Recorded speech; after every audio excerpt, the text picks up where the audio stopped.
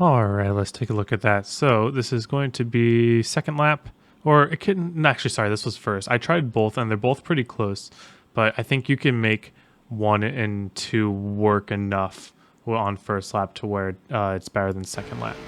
So just starting out, you want to be really right by the wall. I mean, you don't have to go, you see how it widens out so much, you don't have to go that far out, but you just want to be straight wheeled by like right here. More or less. You want to be full throttle before you're on the straight itself, because as you see, we're going to start hitting the chip kind of almost. And as long as you're kind of in the red before you get to the start finish line, that's a good amount of speed that you're carrying and you don't have to worry too much beyond that. All right, turn 1. So this is a pretty interesting track. I'm using more brake than I would at most tracks. I guess this is a short track, but it kind of has the feeling of a bigger track in a way. So I'm braking at 40% max because with my 57% brake bias, anything more is going to start kicking my rear out. And I want to have that 57 in because it really helps the car turn mid-corner. So I'm going to start at that 40. You see how I trail off from 40 to 20 to 10-ish. And what I'm aiming at is not the white dash line, but the seam right here. That's the actual bottom of this lane, not the white line. So I aim at the seam, get my left right on it, and then drag my trail brake until my car starts to move towards the white line without me putting too much extra influence into it. Now, you can force this a little more with your steering wheel, especially because it's not long run. So I like to dip a little bit below here, just so I can get my wheels straighter earlier. So you see how I kind of made this one big straightaway here. Whereas if I was still kind of on the seam and sliding up, I would have more wheel input towards the exit. And this shortcut right here is actually worth multiple hundredths. Like, I was riding seam the whole way for a while, and the moment when I started dipping down and making the straighter exit, I gained like 400ths instantly. So that's my big tip, is to get that dip down with the sole purpose of being able to get your wheels straight earlier. Let's take a look at it one more time without me pausing. So 40% brake, trail it down slowly down to about 10, get to the seam, and then once you're there, kind of get on the throttle and dip below it. Half throttle, slowly raise, then full throttle and straighten your wheel out, and the car should be pretty natural from there. All right, 3 and 4, you're gonna have to brake a little bit earlier than you did in 1 and 2, just because of the nature of the angle of this corner is a little bit tighter on entry. And something about this also, I couldn't put quite as much brake, so only 30% here. Again, I like this low brake bias because of the help it does right here. At the 10%, getting me really stuck to that seam. I really wanted to make the white line work. I thought I was onto something, but at the end of the day, I believe it's just getting to the seam, getting your tire there, really sticking it on that seam, and then riding your partial throttle until you can essentially do the same thing, straighten your wheel out, use the exit as kind of one big straight line where you can go full throttle. This one's kind of straightforward in terms of line, but it's going to be a little trickier with the handling, because the car is going to want to kick out. So if you're kicking out your rear on entry, that means that you're doing a little bit too late. It means that you're going to have to brake a little bit too hard for it. So if you do a little earlier, then you can get comfortably down to this seam. And then once you're down here, about for half a second to a second, then you can pick up half throttle and then slowly raise it, and then unload your wheel on full throttle. Pretty typical for a short track, honestly, but it does have a bit of a feeling of a bigger track to it. All right, now let's go take a look at long run.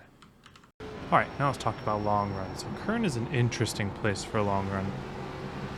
The big thing with Kern, just like all other short tracks with the ARCA car, is you really want to limit the amount of wheel spin you're getting on exit. So you really got to be disciplined. Not going full throttle until your wheel is pretty much straight. That's what I think the deal is here. Really getting into that seam. I love being at the seam. You can see I'm just braking early enough. I don't want to brake too hard. The amount of braking I was doing in the qual lap was pushing it, because a little more brake and you're kind of over the edge and you start spinning your wheels. If you're comfortable getting to that 40% every time without going over, by all means, you can dive a little deeper and do that. But I like just backing it down, 30% brake, riding like this. And as we clock laps in, I don't think many other lines are going to be viable. I wouldn't put it past someone to make the way bottom work. Like if I go way down here, then you kind of straighten out like this. I mean, it's all going to get lost on exit, but maybe when everyone's spinning tires at the end of the race, it might be good. Because if everyone's trying to not able to put the pedal down, might as well take the shortest way around the track. But I think that the main group is just going to be left on the seam.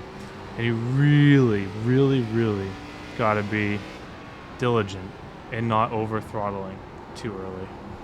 So just hold that partial, straight line, full throttle.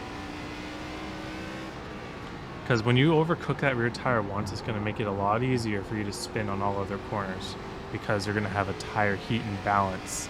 And that heat imbalance is going to make it a lot easier to lose grip on that rear. As you get later in the run, you can arc it more into this corner.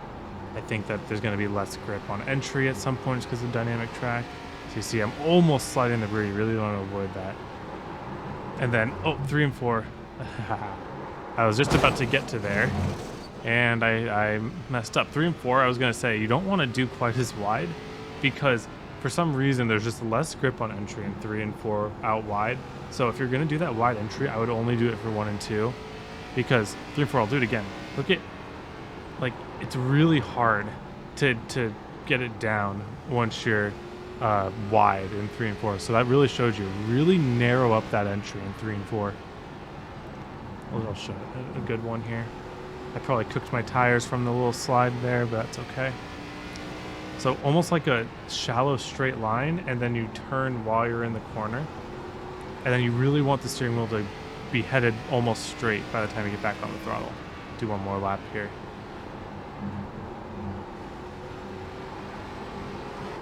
And that's what we want to avoid. See that slide there? Okay, I'm getting used to my new wheel, and some things I'm not able to feel oversteer quite as good yet, and that's something I've really been trying to focus on in the day or two that I've had this set up. Let's take a look at tires. I bet I really abused the right rear with a couple slides that I had. That's kind of case in point. You want to do whatever you can to avoid that right rear slide. See, look at that. The heat is starting to imbalance, especially in the middle. We're starting to get more wear on the right rear, so that's definitely what you want to avoid. We want this to be more even. Like I always talk about, prioritize right front tire wear, but at short tracks, you really want to just keep it even, keep everything cool, just no sliding. All right, thank you all for watching. Hope you have a wonderful day, and I hope to see you all on the track.